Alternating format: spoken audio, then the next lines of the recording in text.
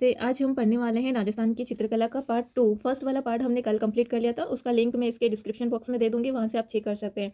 कल हमने मेवाड़ स्कूल और मारवाड़ स्कूल के बारे में पढ़ लिया था। आज हम पढ़ेंगे ढूंढाड़ स्कूल। ढूंढाड़ स्कूल के अंतर्गत कौन कौन सी शैलियाँ आती है, उसके बाद हड़ौती स्कूल पढ़ेंगे। हड़ौती स्कूल के अंतर्गत कौन कौन सी शैलियाँ आती है उसको कंप्लीट करिए। चलिए आज स्टार्ट करते हैं ढूंढाड़ स्कूल के बारे में। राजस्थान की एक जो तीसरी स्कूल आती है चित्रकला शैली में, ढूंढाड़ स्कूल। जयपुर एवं उसके आसपास का क्षेत्र, यानी कि जयपुर और उसके आसपास का क्षेत्र किस नाम से जानते हैं? ढूंढाड़ के नाम से जाना जाता है। याद रखना है कि जयपुर के आसपास का क्षेत्र ढूंढाड़ के नाम से जाना जाता है। यहाँ विकसित चित्र शैली को ढूंढाड़ चित्र शैली भी कहा जाता है। यानी जयपुर के आसपास जिस क्षेत्र में, उस क्षेत्र में जो विकसित हुई है चित्र शैली, उसको हम किस नाम से जानेंगे? ढूंढाड़ चित्र शैली कहा जाता है। ढूंढाड़ स्कूल में आमेर शैली, जयपुर शैली, अलवर शैली, शेखावटी शैली, उनियारा उपशैली मुख्यतः शामिल है। याद रखना है कि ढूंढाड़ स्कूल के अंतर्गत कौन कौन सी शैली आएगी? आमेर, दूसरी है जयपुर, तीसरी है अलवर, चौथा है शेखावटी और पांचवी जो उपशैली है उनियारा उपशैली को शामिल किया गया। अब हम देखते हैं कि इसकी पहली स्कूल है, पहली शैली ढूंढाड़ शैली का प्रारंभिक रूप, जिसका विकास दो चरणों में हुआ है। यानी ढूंढाड़ शैली का जो प्रारंभिक रूप है उसका विकास दो चरणों में पूरा हुआ था। आमेर शैली का प्रारंभिक चित्र आदि पुराण है। यानी आमेर शैली का जो प्रारंभिक चित्र है वो कौन सा है? आदि पुराण है। याद रखना है आमेर शैली का सबसे प्रारंभिक चित्रित ग्रंथ कौन सा है? आदि पुराण, जो 1540 ईस्वी में पुष्य दत्त द्वारा चित्रित किया गया। इंपॉर्टेंट है कि आमेर शैली का प्रारंभिक चित्रित ग्रंथ आदि पुराण है, जो 1540 ईस्वी में पुष्प दत्त द्वारा चित्रित किया गया है। फिर आता है 16वीं सदी के उत्तरार्ध में इसरदा ठिकाने में चित्रित ग्रंथ सचित्र भागवत आमेर शैली के प्रारंभिक स्वरूप का प्रमुख उदाहरण है। ये भी याद रखना है कि 16वीं सदी के उत्तरार्ध में इसरदा ठिकाने, यानी आमेर का ही एक ठिकाना है, इसरदा ठिकाने में चित्रित ग्रंथ है, उसका नाम है सचित्र भागवत, आमेर शैली का सबसे प्रारंभिक स्वरूप माना जाता है। इसके बाद हम देखते हैं कि अकबर द्वारा रचित ग्रंथ है रज्मनामा। क्या नाम है अकबर द्वारा रचित ग्रंथ का नाम? रज्मनामा में आमेर शैली के 48 चितेरों का नामों का उल्लेख मिलता है, जिन्होंने इस ग्रंथ को तैयार करने, चित्रित करने में सहयोग दिया था।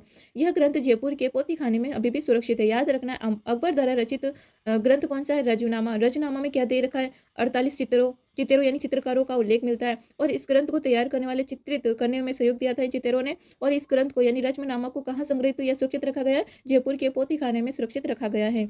आमेर राजा मानसिंह प्रथम के समय 1590 ईस्वी में आमेर में चित्रित यशोधरा चरित्र एवं मोजमाबाद में 1606 में चित्रित आदि पुराण आमेर शैली के एक महत्वपूर्ण सचित्र ग्रंथ है। याद रखना है कि आमेर राजा थे मानसिंह प्रथम के समय 1590 में आमेर में चित्रित एक ग्रंथ है यशोधरा चरित्रम, और दूसरा मोजमाबाद में 1606 में चित्रित है मानसिंह के द्वारा आदि पुराण आमेर शैली के महत्वपूर्ण सचित्र माने जाते हैं। आमेर शैली का तिथि युक्त क्रमिक विकास स्पष्ट करते हैं। यानी जो ये दोनों ग्रंथ है आदि पुराण और यशोधरा चरित्र, और ये दोनों क्या करते हैं? आमेर शैली का तिथि युक्त क्रमांक विकास को स्पष्ट करते हैं, यानी इनमें तिथियां भी निर्धारित की गई है। इसके बाद हम देखते हैं कि आमेर शैली में सचित्र आमेर शैली में सचित्र ग्रंथों के अलावा भित्ति चित्रण परंपरा का भी विकास पर्याप्त मात्रा में हुआ है। आमेर शैली में भित्ति चित्रों के प्रमाण मानसिंह की छतरी, बेराठ राजा प्रताप और मुगल गार्डन, आमेर के महल, मोजमाबाद महल, भावपुरा की छतरी आदि से प्राप्त होते हैं। यानी कि आमेर शैली में जो चित्रित है सचित्र ग्रंथों के अलावा हमें किसकी परंपरा का प्रमाण मिलता है? भित्ति चित्रण परंपरा का भी विकास हुआ था। इसके प्रमाण हमें कहाँ से मिले हैं? मानसिंह की छतरी से, बेराठ राजा प्रसाद, मुगल गार्डन से, आमेर के महल, मोजमाबाद महल, भावपुरा की छतरी आदि से प्राप्त होते हैं। मोजमाबाद आमेर शैली का प्रारंभिक गढ़ रहा। यानी मोजमाबाद क्या था? आमेर शैली का प्रारंभिक गढ़ रहा। मानसिंह के समय आमेर शैली पर मुगल प्रभाव दृष्टिगत गोचर होता है। फिर हम देखते हैं कि आमेर शैली का दूसरा चरण, आमेर शैली के विकास का दूसरा चरण मिर्जा राजा जयसिंह के समय भी प्रारंभ होता है। उनके द्वारा बिहारी द्वारा लिखित बिहारी सतसई, कौन सा ग्रंथ? बिहारी सतसई। बिहारी द्वारा लिखा गया कौन सा ग्रंथ है? बिहारी सतसई, मिर्जा राजा जयसिंह के समय अनेक चित्रकारों व रसिक जनों को प्रभावित किया है। मिर्जा राजा जयसिंह ने 1639 ईस्वी में अपनी रानी चंद्रावती के लिए रसिक प्रिया और एवं कृष्ण रुक्मणी वैली आदि ग्रंथों का चित्रांकन करवाया, जिसमें कृष्ण एवं गोपियों के युगल स्वरूप का चित्रण लोक शैली में हुआ। याद रखना है मिर्जा राजा जयसिंह ने 1639 में अपनी रानी चंद्रावती के लिए रसिक प्रिया एवं कृष्ण रुक्मणी वैली के ग्रंथों का चित्रांकन करवाया था, जिसमें श्री कृष्ण और गोपियों के युगल स्वरूप का चित्रण भी मिलता है। और बिहारी द्वारा रचित ग्रंथ का नाम है बिहारी सतसई। इस शैली में, यानी आमेर शैली में रंगों जैसे गेरू, सफेदा, हिमरज, पेवड़ी, कालूस आदि रंगों का प्रयोग हुआ। इसके बाद हम देखते हैं जयपुर शैली। सन 1727 ईस्वी में सवाई जयसिंह द्वारा जयपुर शहर बनवाने के बाद आमेर शैली के नवीन रूप में विकसित चित्रकला जयपुर शैली कहला। याद रखना है, इसमें 2-3 क्वेश्चन बनते। देखो, जयपुर की स्थापना किसने की थी? सवाई जयसिंह द्वारा की गई थी। कब की गई थी? 1727 ईस्वी में की गई थी। और जो आमिर शैली के नवीन रूप में जो विकसित हुआ उसको जयपुर शैली के रूप में जाना जाता है। फिर हम देखते हैं कि सवाई जयसिंह ने अपने राज चिन्ह, कोशों, कला का खजाना, साज सज्जा आदि को सुव्यवस्थित ढंग से संचालित करने के लिए 36 कारखानों की स्थापना की, जिसमें सूरत खाना भी एक है। याद रखना है, सवाई जय सिंह ने अपने राज चिन्हों को सुरक्षित रखने के लिए किसका निर्माण, राज चिन्हों, कोशों, कला का खजाना और साज सामान रखने के लिए 36 कारखाने की स्थापना की थी, और उसमें से एक है सूरत खाना। सूरत खाने में जयपुर के चित्रकार चित्रों के निर्माण करते थे, यानी कि सवाई जय सिंह ने जो सूरत खाने का निर्माण किया था, उस सूरत खाने में कौन रहते थे, चित्रकार रहते थे, जो चित्र का निर्माण करते थे। सवाई जयसिंह के समय ही रसिक प्रिया, कवि प्रिया, गीत गोविंद, रागमाला, बारहमासा एवं नवरस चित्रों का निर्माण हुआ था। याद रखना है कि सवाई जयसिंह के समय कौन कौन से चित्रों का निर्माण हुआ, रसिक प्रिया, कवि प्रिया, गीत गोविंद, रागमाला और बारहमासा का नवरस चित्रों का निर्माण हुआ था। सवाई जयसिंह के दरबार में मोहम्मद शाह, साहिबाराम, शिवदास राय जैसे चित्रकार प्रमुख थे। ये भी याद रखना है, चित्रकारों के नाम मोहम्मद शाह, साहिबराम और शिवदास राय, ये किसके समय चित्रकार थे, सवाई जयसिंह के समय। शिवदास राय ने ब्रज भाषा में सरस रस ग्रंथ नामक सचित्र पांडुलिपि को तैयार किया, जिसमें कृष्ण विषेक 39 पृष्ठों पर अंकित है। याद रखना है कि सवाई जयसिंह के समय चित्रकार थे शिवदास राय। शिवदास राय ने ब्रज भाषा में सरस रस ग्रंथ नामक सचित्र पांडुलिपि को तैयार किया था, जिसमें श्री कृष्ण से संबंधित 39 चित्र अंकित किए गए हैं। इसके बाद हम देखते हैं कि महाराजा ईश्वर सिंह के समय प्रसिद्ध चित्तेरों में साहिबाराम था। ठीक है, जयपुर में बाद में कौन हुए, महाराजा ईश्वर सिंह। ईश्वर सिंह के समय प्रसिद्ध चित्तेरा कौन था, साहिबाराम, जिसने महाराजा ईश्वर सिंह के आदमकद चित्र चंद्रस से बनाया था। और ईश्वर सिंह के समय एक अन्य प्रसिद्ध चित्तेरा लाल था, जिसका नाम क्या था, लाल था, जिसने पशु पक्षियों की लड़ाई के अनेक चित्र बनाए। साहिबराम ने बड़े व्यक्तियों चित्र प्रोटेट आदमकद बनाकर चित्रकला को नई परंपरा दी। ईश्वर सिंह के समय सृजन चित्र का केंद्र सूरत खाना आमेर से हटकर जयपुर आ गया था। ये इंपॉर्टेंट, आदमकद चित्र बनाने में प्रसिद्ध किसे है, साहिबाराम को है। इसके बाद हम देखते हैं सवाई माधो सिंह। सवाई माधो सिंह प्रथम के शासनकाल में रामजी दास एवं गोविंद अच्छे चित्तेरे थे। इस काल के अलंकारों के चित्रण के समय मोती, लाख व लकड़ी की मणियों को भी चिपकाकर रतिकाल अलंकारिक मणि मुकुट्टिकम पर्वती को बढ़ाया। लाल नामक चित्तेरा महाराजा ईश्वर सिंह, महाराजा माधो सिंह के समय प्रसिद्ध चित्रकार था। वह बड़े आकार के शिकार व जंगली जानवरों की लड़ाइयों के चित्र में बनाने में निपुण थे। इसके बाद होते हैं सवाई पृथ्वी सिंह के समय मंगल, हीरानंद, त्रिलोका आदि प्रसिद्ध चित्रकार थे। इसके बाद जयपुर के महाराजा बने सवाई प्रताप सिंह। सवाई प्रताप सिंह के शासनकाल में जयपुर चित्रकला शैली का स्वर्णकाल माना जाता है। इंपॉर्टेंट है, सवाई प्रताप सिंह के समय जयपुर चित्रकला का स्वर्णकाल माना जाता है। सवाई प्रताप सिंह ने स्वयं 21 ग्रंथों का चित्रण क्या था। महाराजा प्रताप सिंह के सानिध्य में राधा कृष्ण की लीलाओं, नायिका भेद, राग रागिनी, रीति वर्णन आदि विषयों का चित्रांकन अधिक हुआ है। सवाई प्रताप सिंह के समय प्रमुख चित्रकार साहिबराम, सालिग्राम, घासी, राम सेवक चिमना, निरंजन गोपाल, उदय लक्ष्मण, सीताराम फेडुला, हीरा मंगला, कैसु सांवला, गजा और हरिनारायण दयाराम आदि थे। आपको बस इतना ही रखना है कि सवाई प्रताप सिंह के समय जयपुर चित्रकला शैली का स्वर्णकाल माना जाता है, और सवाई प्रताप सिंह ने स्वयं 21 ग्रंथों का चित्रण किया था, और इसमें राधा कृष्ण, नायिका, राग रागिनी, रीति वर्णन आदि का वर्णन किया गया था। प्रमुख चित्रकार साहिबराम, सालिग्राम, घासी और राम सेवक चिमना, निरंजन गोपाल, उदय लक्ष्मण, सीताराम फेडुला, हीरा मंगला, कैसु सांवला, गज्जा, हरिनारायण दयाराम आदि थे। इसके बाद होते हैं सवाई जगत सिंह। सवाई जगत सिंह के समय जयपुर शैली की मौलिकता बनी रही। गौरवधन धारण एवं रास मंडल वाले संसार के प्रसिद्ध चित्र इस समय प्रमुख उदाहरण है। पुंडरीक जी की हवेली भित्ति चित्रण सवाई जगत सिंह के समय बने थे, यानी पुंडरीक जी की जो हवेली वो भित्ति चित्रण सवाई जगत सिंह के समय बने थे। महाराजा राम सिंह के समय कंपनी शैली का प्रभाव यथार्थवादी चित्रण किया गया, यानी महाराजा राम सिंह के समय कंपनी शैली के प्रभाव से यथार्थवादी चित्रण का विकास हुआ था। प्रोटेट चित्र बनाए जाने लगे। महाराजा राम सिंह ने कलाकारों को प्रोत्साहित करने के लिए Madrasa e Hunari, Maharaja school of art and craft की स्थापना की थी। इंपॉर्टेंट है, महाराजा राम सिंह के समय कंपनी शैली का प्रभाव हुआ था और इसमें प्रोटेट चित्र बनाए जाने लगे। और राम सिंह ने कलाकारों को प्रोत्साहन देने के लिए किसका निर्माण किया, मदरसा हुनरी, यानी जिसका नाम है Maharaja school of art and craft की स्थापना की थी। इसी समय यानी महाराजा राम सिंह के समय आचार्य की हवेली, दुधात सिंह की हवेली, सामोद की हवेली, पुरोहित जी की हवेली, सुंदर भित्ति चित्रों का निर्माण हुआ, यानी सभी हवेलियों में भित्ति चित्रों का निर्माण हुआ था, जिसमें अधिकांश चित्रों पर यूरोपीय प्रभाव झलकता है। इसके बाद हम देखते हैं 10 महाविद्या का जवाहर सेठ महाराजा माधो सिंह द्वितीय के समय का प्रमुख चित्र है। ये भी याद रखना, जवाहर सेठ जो क्या है, माधो सिंह द्वितीय के समय का प्रमुख जवाहर सेठ चित्र है ये। इसके बाद हम देखते हैं ईश्वर सिंह के काल में 17x27 नाम का कागज इतना लोकप्रिय था कि इस कागज के टुकड़ों को ईश्वर सिंह का पाठा नाम से भी पुकारा जाता था। फिर विशेषताएं जयपुर शैली की क्या है, बड़े बड़े कैनवासों पर आदमकद चित्र की परंपरा, चित्रों के हाशिए पर गहरे लाल रंग का प्रयोग, चित्रों में सफेद, लाल, नीला, पीला, हरे रंग की बहुलता। याद रखना है जयपुर शैली में विशेषता किन किन रंगों का प्रयोग किया गया था, सफेद, लाल, नीला, पीला, हरे रंगों की बहुलता। जयपुर शैली में पुरुष और महिलाओं के चित्र अनुपातिक हैं। जयपुर शैली में हाथियों की लड़ाई के अद्भुत चित्रों का भी निर्माण किया गया है। जयपुर शैली पर मुगल शैली का अत्यधिक प्रभाव हुआ है। फिर उद्यान दृश्यों का अधिक चित्रण हुआ है। फिर हम पढ़ते हैं अलवर शैली। अलवर शैली सन 1775 ईस्वी में, कब 1775 ईस्वी में राव राजा प्रताप सिंह ने जयपुर से अलग होकर अलग रियासत की स्थापना की थी। इन्हीं के काल में अलवर में चित्रकला को एक नया स्वरूप प्रदान किया गया था। प्रताप सिंह के समय शिव कुमार एवं डालूराम क्या थे? प्रसिद्ध चित्रकार थे। यानी प्रताप सिंह अलवर शैली में प्रताप सिंह के प्रमुख चित्रकार कौन थे? शिव कुमार और डालूराम। ये अलवर चित्रकला के प्रमुख चित्रकार, याद रखना, शिव कुमार और डालूराम प्रसिद्ध चित्रकार हुए थे। राजगढ़ किले में राव राजा प्रताप सिंह के समय चित्रकार डालूराम द्वारा किया गया भित्ति चित्रण अलवर शैली चित्रण का प्रारंभिक सर्वोत्कृष्ट उदाहरण है। ये इंपॉर्टेंट है कि अलवर शैली में भित्ति चित्रण का सर्वश्रेष्ठ चित्र किसने बनाया था? डालूराम ने बनाया था। फिर है अंगड़ाई लेती, कांटा निकालती, श्रृंगार करती नायिकाओं एवं दासियों के चित्र भावपूर्ण एवं मनोहारी भी है। राव राजा बख्तावर सिंह के समय अलवर शैली को सम्मोहक एवं मौलिक स्वरूप प्रदान किया गया था। राजा बख्तावर सिंह चंद्रशकी एवं भक्ति इस नाम से काव्य रचना करते थे। दान लीला बख्तावर सिंह का प्रमुख ग्रंथ है। बख्तावर सिंह के समय बलदेव, डालूराम, सालगा और शालिग्राम प्रसिद्ध चितेरे थे। फिर आते हैं महाराजा विनय सिंह अलवर में। महाराजा विनय सिंह के काल में अलवर चित्रकला शैली का स्वर्णकाल माना जाता है। ये भी इंपॉर्टेंट है कि अलवर चित्र शैली का स्वर्णकाल किसके शासनकाल को माना जाता है? महाराजा विनय सिंह। विनय सिंह ने प्राचीन सचित्र पुस्तकों के शाही एल्बम एवं लघु चित्रावलियों का संग्रह करवाकर एक पुस्तकशाला की स्थापना की थी।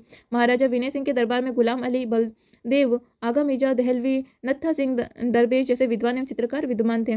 गुलिस्ता का सुलेखन एवं चित्रांकन उन्हीं के काल में किया गया था। विनय सिंह के समय निर्मित दीवान जी का रंगमहल भित्ति चित्रण की दृष्टि से प्रसिद्ध है। फिर है राजा बलवंत सिंह के समय चित्रकारों ने पोथी चित्रों, लघु चित्रों, लिप टवा पट चित्रों का चित्रांकन किया था। इन्हीं के समय काम शास्त्र पर बने चित्र, वेश्याओं के व्यक्तियों के चित्र, नफीरी वादन के चित्र भी प्रमुख है। इनके दरबार के प्रमुख चित्रकार यानी अलवर शैली में जो चित्रकार थे वो कौन कौन थे? सालिकराम, जमुनादास, छोटेलाल, बक्साराम और नंदराम प्रमुख चित्रकार थे।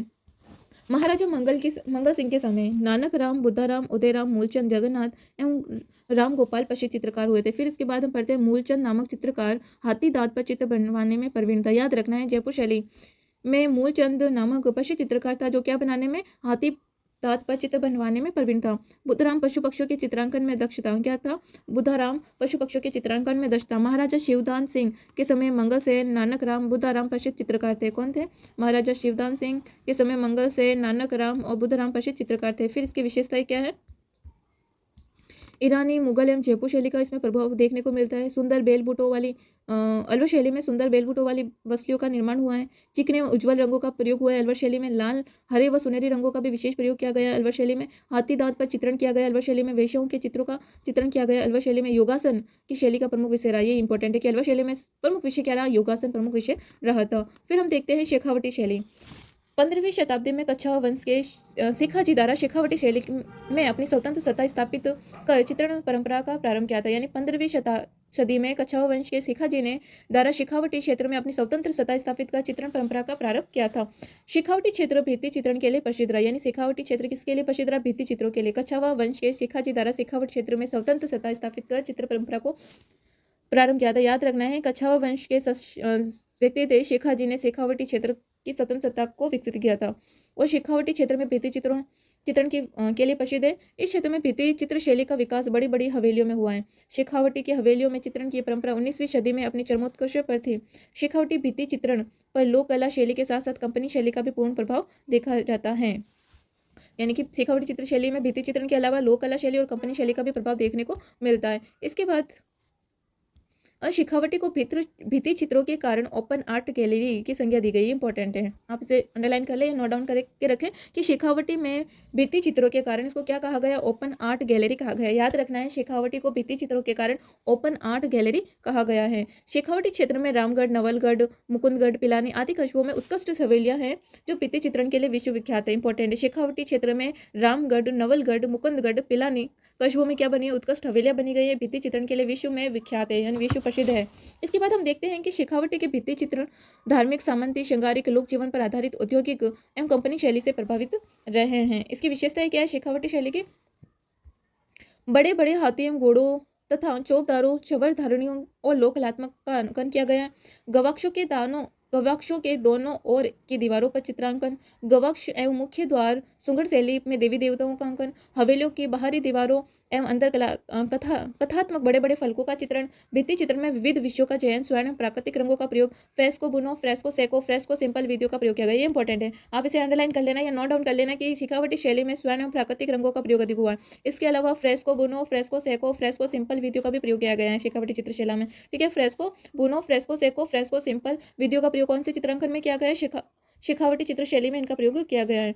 इसके बाद हम देखते हैं कि शेखावटी के भित्ति चित्रण में कथई, नीले एवं गुलाबी रंगों की प्रधानता रही है। यानी जो भित्ति चित्रण बनाए गए हैं शेखावटी शैली में कथई, नीले एवं गुलाबी रंगों की प्रधानता रही है और शेखावटी शैली में इन सब विधियों का प्रयोग किया गया है। फ्रेस्को बुनो, फ्रेस्को सेको, फ्रेस्को सिंपल विधियों का। शेखावटी के भित्ति चित्रण में बल खाती बालों की लट का एक और अंकन मुख्य विशेषता है। इसके बाद हम देखते हैं कि शेखावटी के भित्ति चित्रों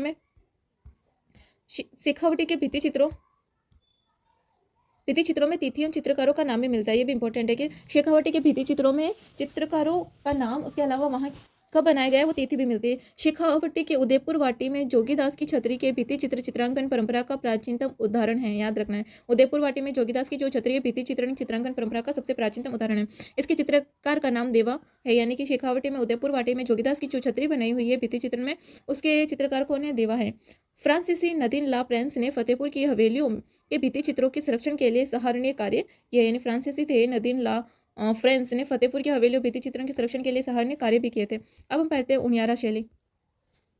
जयपुर एवं बूंदी रियासतों की सीमा पर बसा नरू का ठिकाना है। जयपुर एवं बूंदी रियासतों की सीमा पर कौन सा ठिकाना बसा है?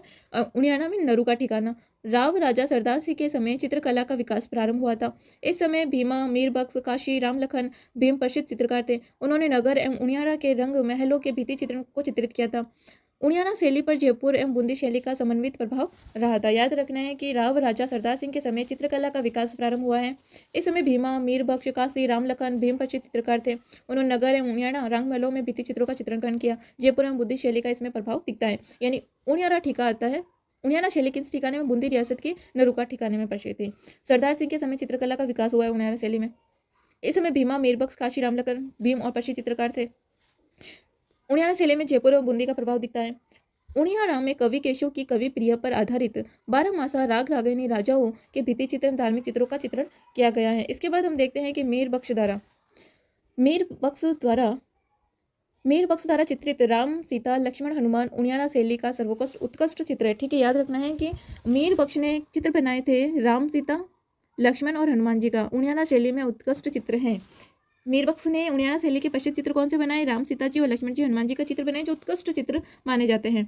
उनियारा शैली भित्ति चित्रण एवं लघु चित्रण के लिए प्रसिद्ध है। ठीक है, याद रखना उनियारा शैली किसके लिए? भित्ति चित्रण और लघु चित्रण के लिए प्रसिद्ध है। उनियारा शैली में पशु पक्षियों वनस्पतियों का अंकन कुशलता से किया गया। ऊंट, शेर, घोड़ा, हाथी आदि के चित्र भी प्रमुखता से चित्रित हैं। अब हम पढ़ेंगे सबसे लास्ट वाली अपनी हड़ौती स्कूल। कोटा, बूंदी, झालावाड़, बारा, कोटा, बूंदी, झालावाड़ और बारा का क्षेत्र हड़ौती कहलाता है। ठीक है, कोटा, बूंदी, बारा यानी हमारे अपने जो दक्षिणी क्षेत्र है वो कोटा, बूंदी, झालावाड़ क्या कहलाते हैं? हड़ौती कहलाते हैं। इस क्षेत्र में हड़ा राजपूत शासकों के संरक्षण में पल्लवित चित्रकला शैली को हड़ौती स्कूल के नाम से जाना जाता है। ठीक है, यहाँ पे हड़ौती क्षेत्र में कौन से राजपूत शासक थे? हड़ा राजपूत के संरक्षण में पल्लवित चित्रकला शैली हड़ौती स्कूल के नाम से जाना जाता है। हड़ौती स्कूल में बूंदी शैली, कोटा शैली और झालावाड़ शैली प्रमुख हैं। ठीक है, कोटा, बूंदी और झालावाड़ शैली प्रमुख हैं। अब हम पढ़ेंगे सबसे पहले बूंदी शैली। राव सृजन हड़ा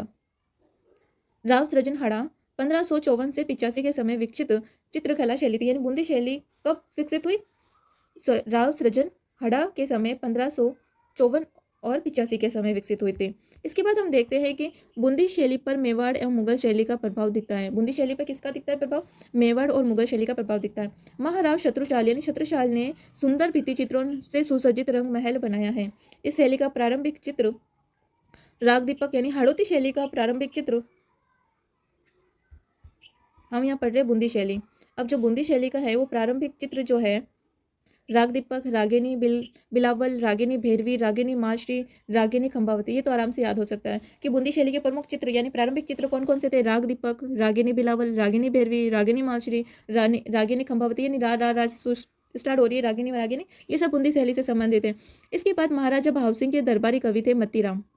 ने ललित कलाम की रचना की। भाव सिंह के समय रसराज पर आधारित चित्रण परंपरा की शुरुआत भी होती है। याद रखना है कि जो भाव सिंह के दरबारी कवि थे मत्तीराम ने ललित कलाम की रचना की थी और भाव सिंह के समय रसराज पर आधारित चित्रण परंपरा विकसित हुई थी। महाराजा बुद्ध सिंह के समय लाल कवि ने अलंकरण ग्रंथ की रचना की थी। यानी महाराजा बुद्ध सिंह के समय किसकी, लाल कवि ने अलंकरण ग्रंथ की रचना की थी। अब होते हैं महाराजा उमेद सिंह, बूंदी शैली से ही, ठीक है। महाराव उमेद सिंह के काल में बूंदी चित्रकला का स्वर्णकाल माना जाता है। इंपॉर्टेंट है, यानी बूंदी चित्रकला का स्वर्णकाल कब माना जाता है, महाराजा उमेद सिंह के काल को। महाराव उमेद सिंह ने बूंदी के राजमहल में चित्रशाला का निर्माण करवाया, ठीक है। बूंदी के महल में किसका निर्माण कराया, चित्रशाला का निर्माण करवाया। बूंदी शैली के सर्वश्रेष्ठ चित्र अंकित है। चित्रशाला को भित्ति चित्रों का स्वर्ग भी कहा जाता है। याद रखना है, चित्रशाला को किसके नाम से जाना जाता है, भित्ति चित्रों का स्वर्ग कहा जाता है। सृजन हांडा के पुत्र थे रतन सिंह को चित्रकला प्रेम के कारण जहांगीर ने सर बुलंद राय की पदवी से सम्मानित किया था। यानी सृजन हांडा के पुत्र कौन थे, पौत्र थे रतन सिंह को चित्रकला में प्रेम के कारण जहांगीर ने सर बुलंद राय की पदवी से सम्मानित किया था। राव राजा विष्णु सिंह ने ऋतिकाल श्रृंगार प्रवक्ता ने अनेक चित्रों का निर्माण करवाया था। याद रखना है, राव राजा विष्णु सिंह ने ऋतिकालीन श्रृंगार प्रवक्ता पर अनेक चित्रों का निर्माण भी करवाया था।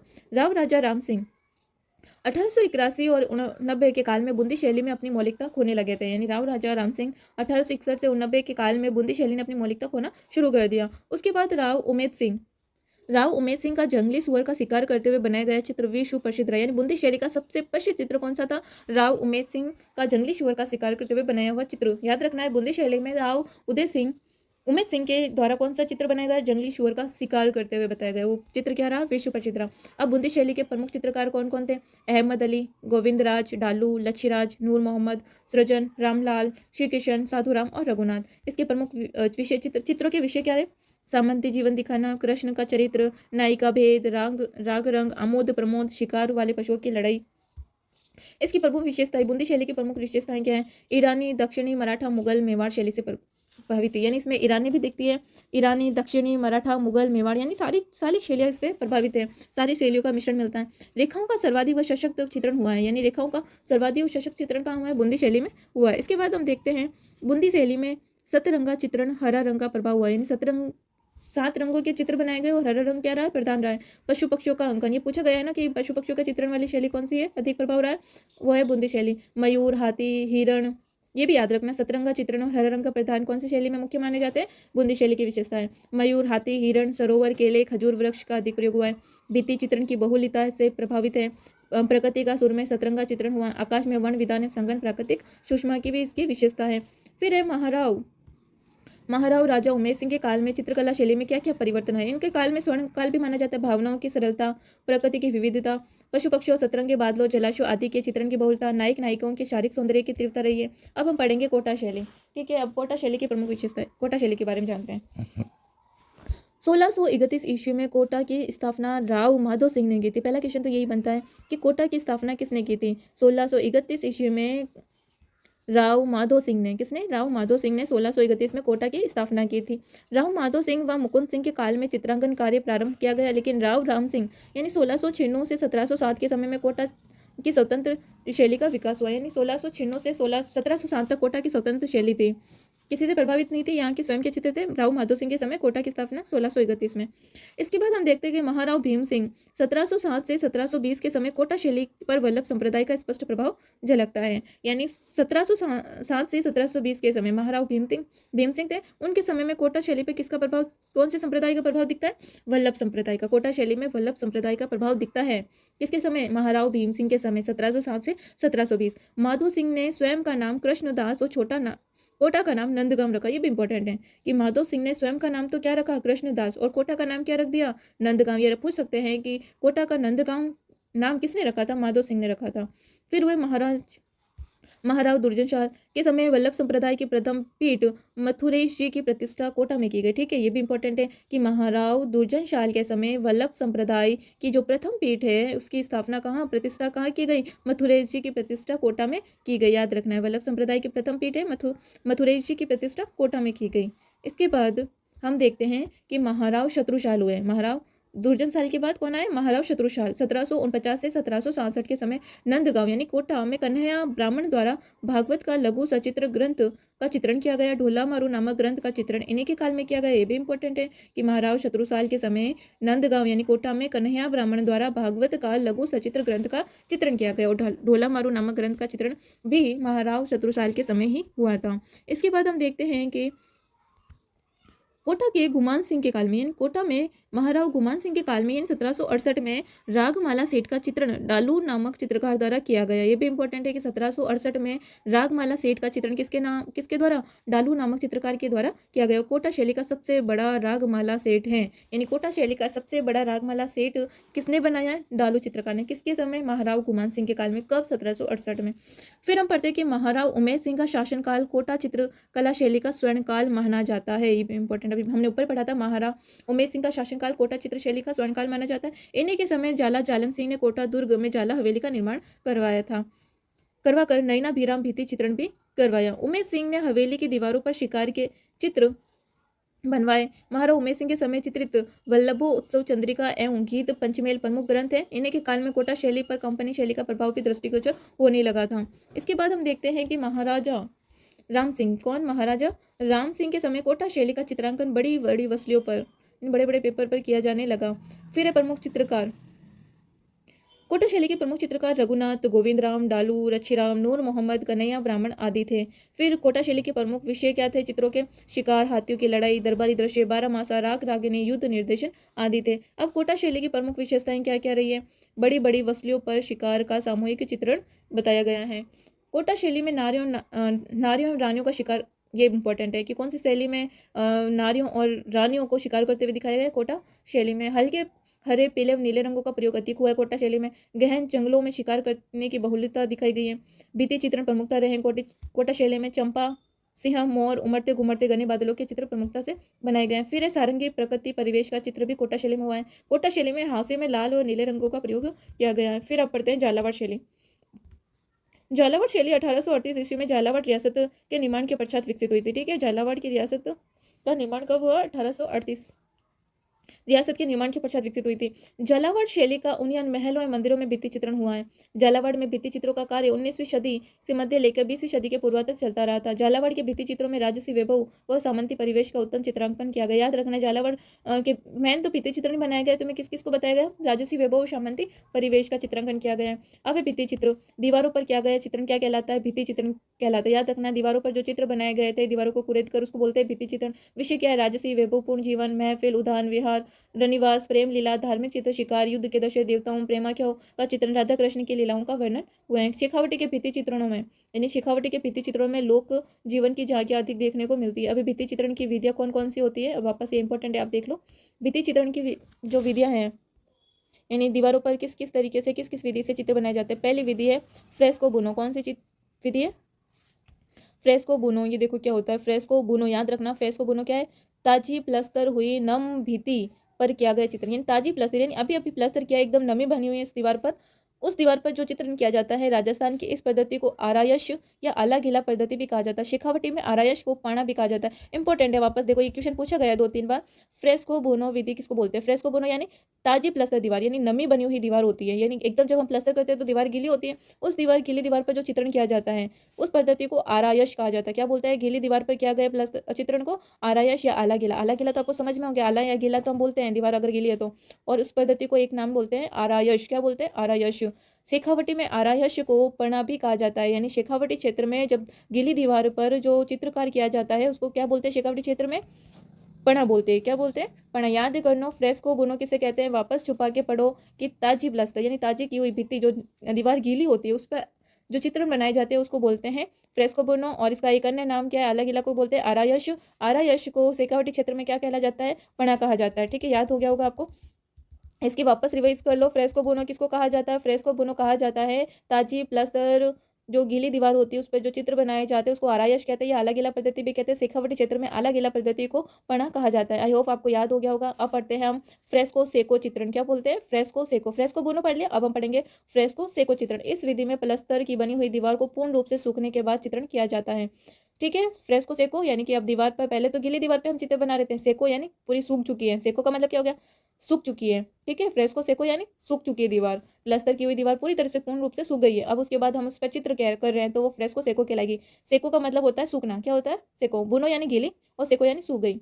अब आगे देखो, आगे क्या है, साधारण साधारण भित्ति चित्रण दो होते हैं। देखो ये जो भित्ति चित्रण की विधियां, पहला तो फ्रेस्को बोनो हो गई, फिर दूसरा फ्रेस्को सेको भी हो गई। अब साधारण भित्ति चित्रण कैसे होते हैं ये देखो, वह चित्रण जो सीधे ही किसी भित्ति पर किया जाता है, यानी किसी भी दीवार पर सीधे बना दिया जाता है। जैसे कोटा की झाला हवेली में आखिर चित्रों पर विशेष रूप से प्रसिद्ध रहा है, यानी आखिर यानी शिकार करते हुए चित्रों विशेष रूप से प्रसिद्ध रहे। कौन सी हवेली पे, कोटा की झाला हवेली है, उस पर कौन से चित्र बनाए गए, आखिर शैली, और विशेष रूप से ये प्रसिद्ध भी है, यानी सीधे दीवार पर बना दिए गए।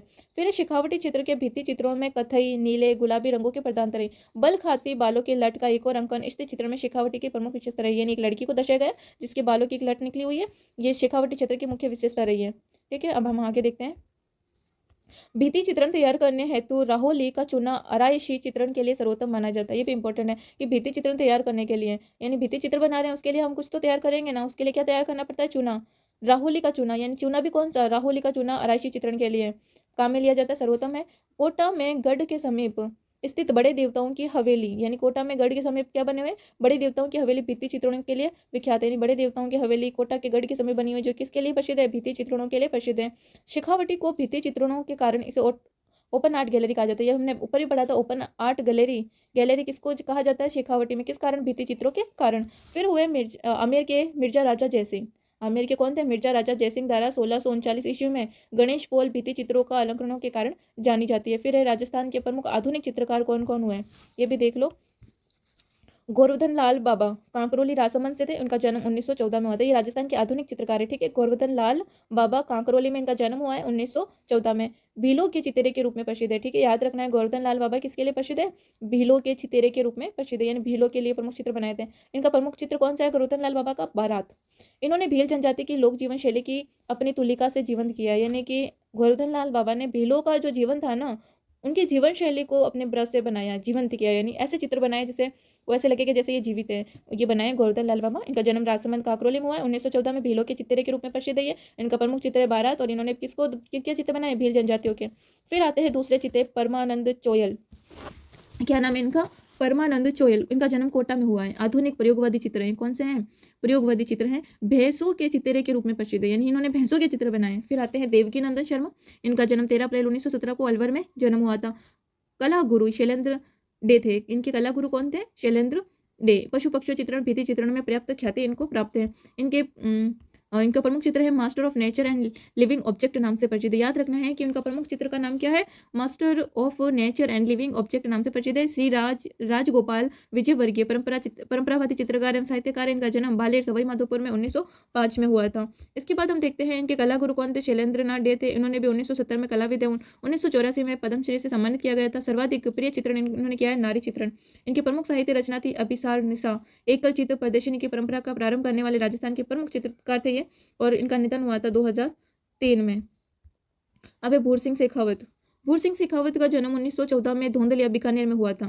राजस्थानी जनजीवन का सच्चा और यथार्थवादी चित्रण वाले चित्रकार थे। इन्होंने अनेक राष्ट्रभक्त नेताओं, देशभक्त शहीदों, क्रांतिकारियों, लौह पुरुषों का चित्रण किया। किसने, भूर सिंह शेखावत ने। इनका निधन 15 मार्च 1967 को हो गया। फिर हम आगे देखते हैं मास्टर कुंदन लाल मिस्त्री, नव प्रभाववादी चित्रकार थे। आधुनिक राजस्थानी चित्रकला के जनक भी इन्हें कहा जाता है। कला गुरु प्रोफेसर ब्राउन थे इनके। और मास्टर कुंदन मिस्त्री के प्रमुख चित्र सीता स्वयंवर, भील सरदार, जोगिन, कुम्हारिन बाजार की ओर, क्षमादान, ग्राम्य भाला आदि पुरस्कार थे। इन्हें वेलिंग गठन में प्राइज मिला था 1890 में। प्रमुख चित्र निपुण 1907 में मिला था।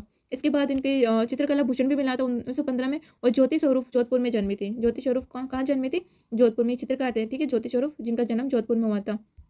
चित्र श्रृंखला है इनर जंगल, यानी ज्योति शर्मा, ज्योति स्वरूप का प्रमुख चित्र है इनर जंगल, ठीक है। और प्रमुख महत्वपूर्ण तथ्य देखते हैं हम। भारत की आधुनिक चित्रकला के पिता राजा रवि वर्मा को कहा जाता है, जो केरल के, ठीक है। भारत की आधुनिक चित्रकला के पिता किसको माना जाता है, राजा रवि वर्मा को, जो केरल के थे।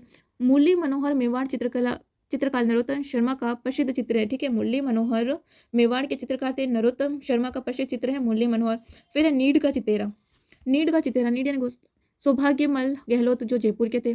जर्मन चित्रकार A.H. मुलर द्वारा रचित यथार्थवादी शैली के चित्र बीकानेर राजकीय संग्रहालय में उपलब्ध है। फिर है बसोहोली चित्रशैली, जम्मू कश्मीर की है। कांगड़ा चित्रशैली हिमाचल प्रदेश की। मधुबन चित्रशैली कहाँ की है, बिहार की। किशनगढ़ के शासक सामंत सिंह की प्रेसी बनी ठनी रसिक प्रिया रसिक बिहारी के नाम से रचनाएं करती थी। उदयपुर में महाराणा प्रताप का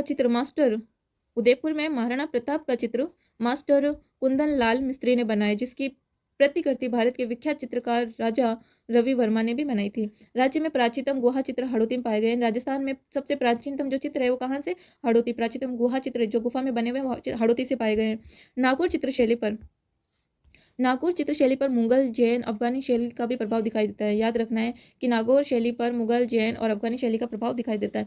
सुरजीत कौर चोयल हिंदुस्तान की पहली चित्रकार है, यानी सुरजीत कौर चोयल हिंदुस्तान की पहली चित्रकार है, जिसके चित्रों को जापान की प्रतिष्ठित कला दीर्घा फुफोसा संग्रहालय में रखा गया है। फिर है हिलकारी। हिलकारी क्या होता है?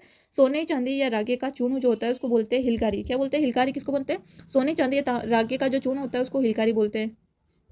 फिर है हड़ौती के शैल चित्र आलनिया नदी के किनारे अवस्थित है। हड़ौती में शैल चित्रों को खोजने का कार्य सर्वप्रथम 1953 ईस्वी में डॉक्टर विष्णु श्रीधर वाणकर ने किया था।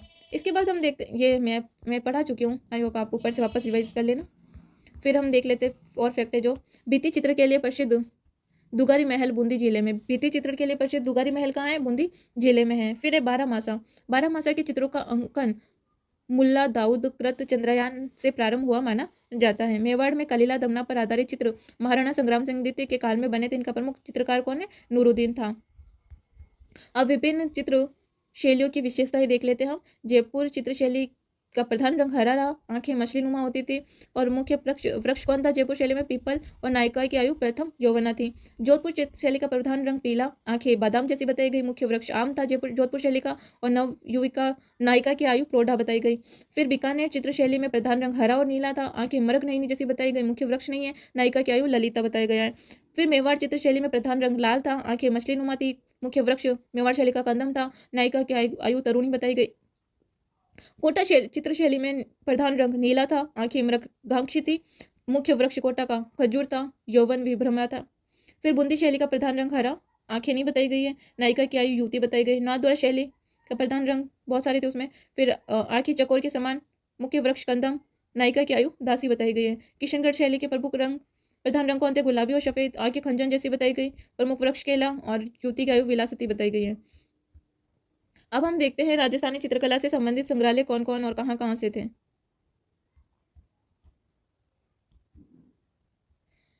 राजस्थानी चित्रकला से संबंधित संग्रहालय, पोथीखाना संग्रहालय कहाँ है? जयपुर में। इंपॉर्टेंट है, पूछे जाते हैं ना, ठीक है। चित्रकला से संबंधित संग्रहालय पोथीखाना संग्रहालय अपने जयपुर में है, वापस याद कर लेना, पोथीखाना जयपुर। पुस्तक प्रकाश जोधपुर में मानसिंह द्वारा स्थापित है। और सवाई भंडार उदयपुर में है। सरस्वती भंडार का है उदयपुर में, सरस्वती भंडार उदयपुर में, जैन भंडार जैसलमेर में, कोटा संग्रहालय कोटा, ये तो याद हो जाएगा कोटा। पोथीखाना जयपुर है, पुस्तक प्रकाश जोधपुर में, सरस्वती भंडार उदयपुर में, याद रखना सरस्वती भंडार उदयपुर में है। चित्रकला से संबंधित संग्रहालय जो सरस्वती भंडार का है उदयपुर में, जैन भंडार का है अपने जैसलमेर में है। ये अपना टॉपिक चित्रकला का पूरा फिनिश हुआ। 2 पार्ट है इसके, फर्स्ट वाला मैं डिस्क्रिप्शन बॉक्स में रख दूंगी वीडियो, आप दोनों देखिएगा, विस्तार से देखिएगा। सारे के सारे नोट और जितने भी फैक्ट बताए गए सारे इंपॉर्टेंट है। ये वीडियो आपके 100% काम आएगा, चाहे आप कोई भी एग्जाम का पेपर उठा के देख लो, इससे बाहर एक भी क्वेश्चन नहीं जाएगा। अगर आपको टाइम खराब नहीं करना है, शॉर्ट टाइम में बार बार रिवीजन करना है, तो ये दोनों पार्ट फर्स्ट और सेकंड आपके लिए बहुत ही इंपॉर्टेंट हो सकता है। थैंक यू देखने के लिए। अगर पसंद आया हो तो लाइक और शेयर सब्सक्राइब जरूर कीजिएगा। Thank you.